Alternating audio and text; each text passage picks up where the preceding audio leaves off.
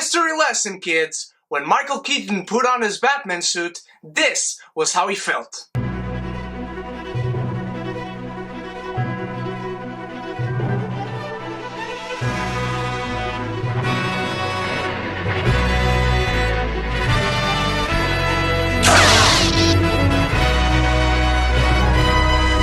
Bleed for This is directed and written by Ben Younger, and it stars Miles Teller, Aaron Eckhart, and Ciarán Hinds. And this tells the story of legendary boxer Vinny Pazienza, and how he was a big-time champion, a big-time boxer. He was on the peak of his career, and suddenly a huge car accident put him in life endangerment. It also chronicles his recovery from this life-threatening injury, and Miles Teller in this movie playing Vinny Pazienza is great. He's just great. Miles Teller, he's one of those guys that you can guarantee by this point that whatever movie he is in, he's going to be great. Or at least, he's going to try to be great and be better than said movie. He just embodies everything that Vinny Pazienza is. And this is not the typical boxers that you see in movies today. He's not a lovable asshole. He's not an asshole at all. He's just a regular guy who does not even get taken by fame too much. Sure, he likes to gamble, but his passion is boxing, and throughout this movie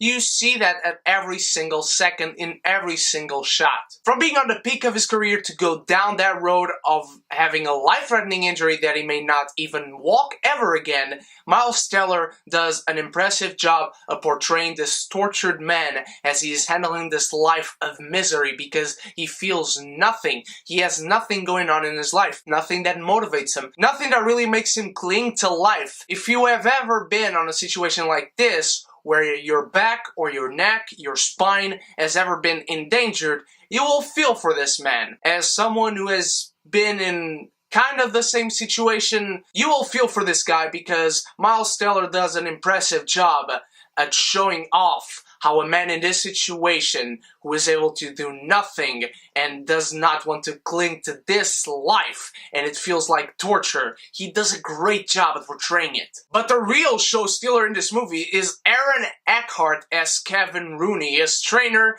and who was the trainer to the legendary Mike Tyson. Aaron Eckhart has been on fire this year and he continues to do so right here. Next to Sully, this is his best performance I've seen in years. I'm still debating which one of these two I prefer, but he is great in here. You see the passion he has for the sport, you see the passion he has for Vinny Pazienza and wanting to get him to the top yet again. From the first time they meet to the last time they are together in a match, with Kevin Rooney standing outside the ring looking on at Vinny Pazienza as he is in a match. He is great in this role. Aaron Eckhart portrayed such a passionate man about his trainee, about the sport, about everything that this character was. If you ever heard anything about Kevin Rooney, Aaron Eckhart does an impressive job in this role. The directing in this movie is very physical, very raw, it's very handheld, it's very in-your-face kind of directing. It goes up and close to the characters and backs away and keeps moving around them, and it is like that throughout the whole film. And I gotta tell you, sometimes it works.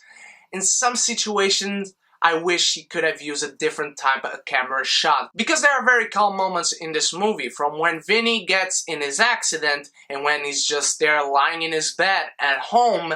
The directing continues to be like this, and it doesn't exactly gel well. The movie should have stopped when Vinny stopped giving a more metaphorical link to the way he shot the movie and how the story progressed. The boxing scenes are also half and half. You have about 3-4 boxing scenes in this movie, and they get progressively better. What I like about boxing movies is how a director can really get the physicality, the intensity, the impact of a boxing match through you, the audience, through the camera as he's shooting. And the editing on the first 2 boxing matches, it's not exactly either effective or good. They cut around many times when you know exactly when a guy is going to be hit, and they cut to another shot so they can make sure nobody is really hit, and you can tell that. I mean, it's a movie, they're not going to be really hit, but still you like to get that feeling, that sensation as you are watching the movie, and to me at least it took me out at some points. The last fight scene at least really worked for the most part. In the beginning of the fight, it's really not gelling well, it's really rushed, but when they come to the conclusion of the fight in the second round, that's when it most mattered at least, they really get to you the physicality of these two contestants really beating it out of each other, and I really enjoy that last fight scene, or at least the last round of the fight scene. The worst crime this movie commits is that until the point where Vinny gets in his accident, the movie really is painted by the numbers, but at the same time, it also feels like a very rushed, typical boxing movie that you would see nowadays. For instance, Hands of Stone came out earlier this year. The first half of this movie is basically something you would see in those whole 2 hours. In this, it feels kind of rushed, and you don't really get much character. The performances are great, whatever you get from character and character development are great, but there's really not much meat. There's really not much beyond what is in the surface. One aspect I really enjoyed in this movie, and it reminded me how well Creed used it last year, was the music. The music in this movie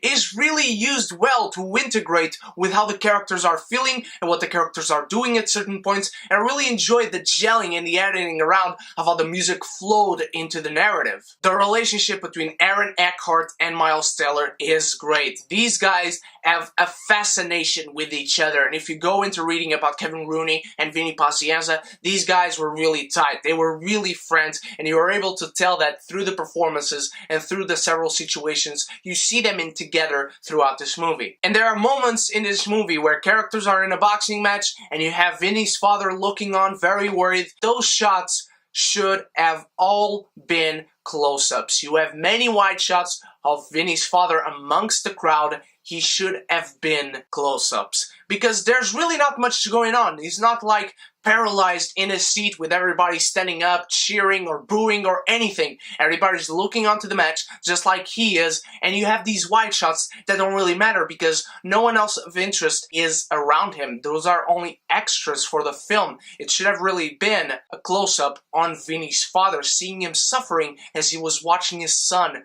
going through an intense boxing match. I will say the movie gets progressively better throughout. You have that first half, which is really by the numbers. It feels like a rushed boxing movie. You have the moment where Vinny gets in the accident, and throughout that whole, it gets significantly better. It has great performances, directing that really needs some progress to really shine up and stand out amongst boxing movies or movies in general. There is great use of music. There are great points in the story where I really feel for these characters and what Vinny is going through. There are really intense moments when he has that halo around his neck, and it's really intense. However, if you like boxing movies, I'm not sure if you should watch this one. It won't really stand out. If you love boxing movies, if you live for them, this will maybe give you something new. So I will say that Bleed for This gets a martini.